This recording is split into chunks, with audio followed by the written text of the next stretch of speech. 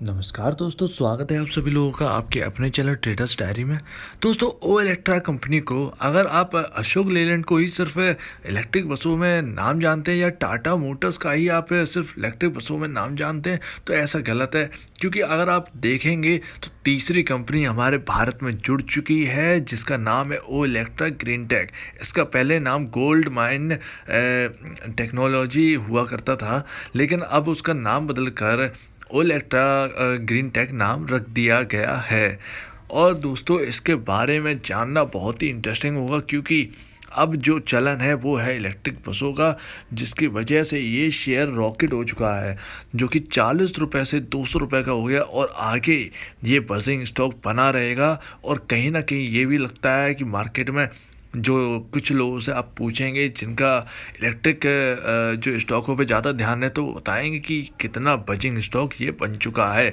जो smart investor है वो खरीदे जा रहे हैं इस शेयर को, लेकिन जो रिटेल है जिनको पता चल रहा है तो वो भी धीरे धीरे इसमें ख़रीदारी कर रहे हैं। लेकिन मैं चाहता हूँ कि सबको ये, हमारे जो व्यूअर हैं वो सभी को पता चले। तो दोस्तों, आपके सामने ये लेके आए हैं और इसके अब हम जांचेंगे फंडामेंटल और ये कैसी कैसी बसेस बनाती है, किसके साथ टाई अप है, क्या क्या है वगैरह वगैरह, साउथ इंडिया में कैसी प्रेजेंस है, तो ये सब हम अभी देख लेते हैं। तो दोस्तों, बेसिकली इनका 3 मॉडल अभी भारत के अंदर लॉन्च किए हैं और ज़्यादातर इनकी जो प्रेजेंस है वो है तमिलनाडु के तरफ दोस्तों।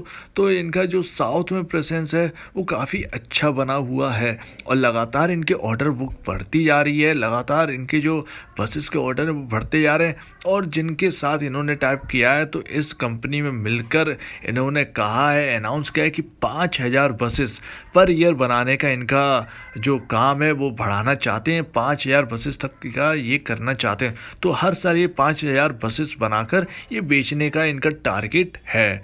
अब दोस्तों, ये फास्ट चार्जिंग ये सबसे बहुत ही अच्छी कंपनी के साथ इन्होंने टाइप कर रखा है दोस्तों, और उस कंपनी का नाम है BYD। यानी दोस्तों, ये चाइना की कंपनी है जिसके साथ इन्होंने, इलेक्ट्रिक की बहुत बड़ी कंपनी है जिसमें वॉरेन बफेट तक का इसमें हाथ है। तो उस कंपनी के साथ ओ इलेक्ट्रा का टाई अप है दोस्तों, और ये इनके साथ मिलकर ये टेक्नोलॉजी पार्टनर हैं, तो इनके साथ मिलकर ये बसेस लॉन्च करते हैं। अब आप देख ही रहे हो कैसी प्रीमियम बसेस आपके सामने दिख रही है। एक प्रीमियम बस आपके सामने रखी है तो इको फ्रेंडली है, और दिल्ली में ये इसकी बसेस चलना स्टार्ट हो गई हैं। यहाँ तक कि तमिलनाडु में तो जैसा कि मैंने आपको बताया कि प्रेजेंस बहुत है, साउथ के अंदर कर्नाटका हर जगह इनकी बसेस सप्लाई अब होना स्टार्ट हो चुकी हैं तेज़ी से। पहले होती थी लेकिन अब और भी ज़्यादा तेज़ी बढ़ चुकी है। अब दोस्तों, सबसे पहले हमने ये तो जान लिया कि इलेक्ट्रिक बसों में ये काम है, लेकिन हमें अभी तक ये नहीं पता कि बैटरी भी ये बनाते हैं या नहीं, तो इसका अभी पता नहीं चला है, सिर्फ बसेस का ही पता चला है। और जहाँ तक ये बैटरी नहीं बनाते हैं, ये बाहर से ही बैटरी सप्लाई करते हैं। अब आपके सामने फंडामेंटल रख चुके हैं। आप यकीन मानिए कि किसी भी स्टॉक का फंडामेंटल की रिपोर्ट देखना बहुत ही ज़रूरी होता है, क्योंकि फाइनेंशियल इंडिकेटर्स जब आप देखते हैं तो आपको कभी डाउट नहीं होता है उस स्टॉक के ऊपर जो आप लॉन्ग टर्म के लिए होल्ड करना चाहते हैं। तो आपको हमेशा ट्रस्ट रहता है उस स्टॉक के ऊपर। आप जानते होंगे, जब भी आप इसकी फंडामेंटल रिपोर्ट आप पढ़ते रहेंगे तो आपको पता रहेगा कि स्टॉक में कोई गड़बड़ी नहीं है। अगर नीचे आया भी है तो बाइंग का मौका है या फिर एवरेज का मौका है या जो भी है वो आप समझ जाएंगे ऑटोमेटिक। तो दोस्तों, आपके सामने इस स्टॉक का फंडामेंटल रखे और मार्केट कैप है 1800 करोड़, तो ये बहुत ही छोटी कंपनी है। बाकी अगर ईपीएस देखेंगे तो 1.93 है। तो ईपीएस से हमें समझ में आता है कि दोस्तों ये कंपनी हमें प्रॉफिट करके दे रही है, नेगेटिव नहीं है। अब पी रेशियो की बात करें तो 113.92 है। इंडस्ट्री पी हमको पता नहीं है, और बुक वैल्यू पर शेयर है 89.06। तो यहाँ से लगभग 90 रुपये अगर हम बुक वैल्यू मान के चलें तो लगभग 2.5 गुना ऊपर काम कर रहा है ये स्टॉक। और स्टॉक 2.5 गुना ऊपर ही काम कर रहा है, तो ये महंगा तो हुआ है क्योंकि ये 40 के लेवल से चलना स्टार्ट हुआ है। ज़्यादातर लोगों ने 40 के लेवल पर देखा है, मैंने खुद इसे 40 से 45 के लेवल पर मैंने देखा है इस स्टॉक को, और मैंने लेना चाहा है इस स्टॉक को।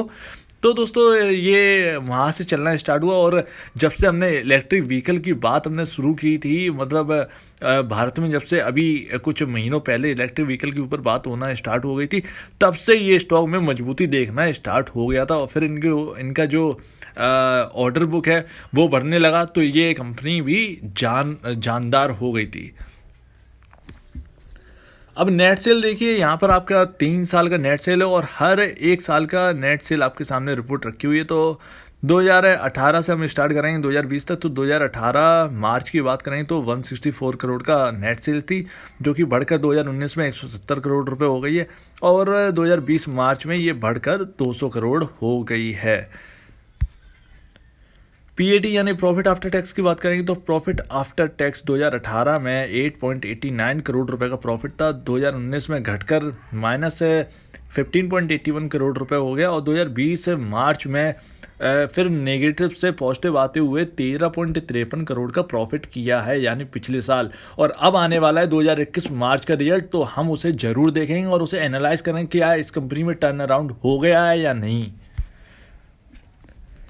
अब ये बहुत ही समझना ज़रूरी है, क्वार्टरली रिजल्ट आपके सामने, हर 4 महीने के आपके सामने रिजल्ट है। नेट सेल आपके सामने रखी हुई है 2019 दिसंबर में, हम सिर्फ दिसंबर कंपेयर करेंगे तो 2019 दिसंबर में 47.21 करोड़ की नेट सेल थी और 2020 दिसंबर में बढ़कर 61.11 करोड़ की नेट सेल हो गई है।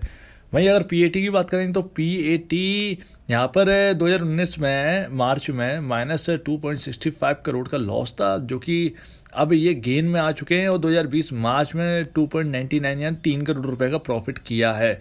तो क्वार्टरली अगर कंपेयर करेंगे इस लेटेस्ट क्वार्टर को, यानी जो अभी आ चुका है दिसंबर वाले को 2019 से, तो यहाँ पर हमको यहाँ पर सीधा सीधा यहाँ पर 5 जो देख लेंगे तो यहाँ पर जो कई परसेंटेज में यहाँ पर मुनाफा बढ़ा है, लॉस से प्रॉफिट में आई है ये कंपनी। प्रोमोटर की होल्डिंग यहाँ पर आपके सामने शेयर होल्डिंग पैटर्न रखें और जो कि दिसंबर 2020 के क्वार्टर का है। तो यहाँ पर लेटेस्ट रिपोर्ट हमारे सामने और प्रमोटर ने यहाँ पर 59.02% यहाँ पर होल्ड करते हैं। लेकिन अगर सितंबर 2020 की बात करें तो 61% वहाँ पर होल्ड करते। तो यहाँ पर प्रमोटर ने हिस्सेदारी घटाई है। और यहीं पब्लिक अगर देखेंगे तो पब्लिक 40.98% यहाँ पर होल्ड करती है, जो कि पब्लिक की शेयर होल्डिंग बढ़ी है इस कंपनी में। एफआईआई ने यहाँ पर हिस्सा बढ़ाया है, 0.10% का यहाँ पर हिस्सा यहाँ पर हमको बढ़ते हुए दिखा है। अगर सितंबर 2020 और दिसंबर 2020 का क्वार्टर को कंपेयर करेंगे तो DII यहाँ पर 0.05% यहाँ पर हिस्सा होल्ड करते, तो बहुत ही छोटा मामूली सा हिस्सा यहाँ पर होल्ड करते हैं। FII ने हिस्सा यहाँ पर बढ़ाया और हम ज़्यादातर FII को ही देखते हैं। यहाँ पर रिटेल इन्वेस्टर ने हिस्सा बढ़ाया, जो कि आपके सबसे नीचे कॉर्नर पर दिख रहा हो 37.77, तो रिटेल का तो बढ़ना ही था दोस्तों। अब आपके सामने चार्ट में बहुत ही बेहतरीन जो चार्ट बना हुआ है ना दोस्तों, वो आपके सामने ये ऑल टाइम का चार्ट है, ये 1 साल का चार्ट है ये आपके सामने। और देख रहे होंगे कि किस तरीके से आपका ये लाइन खींची हुई है और किस तरीके से लगातार ऊपर सपोर्ट लेके जाता है दोस्तों, और फिर ऊपर निकल जाता है। और इस बार भी ये थोड़ा सा गिरावट होकर फिर ऊपर जाने की तैयारी में है।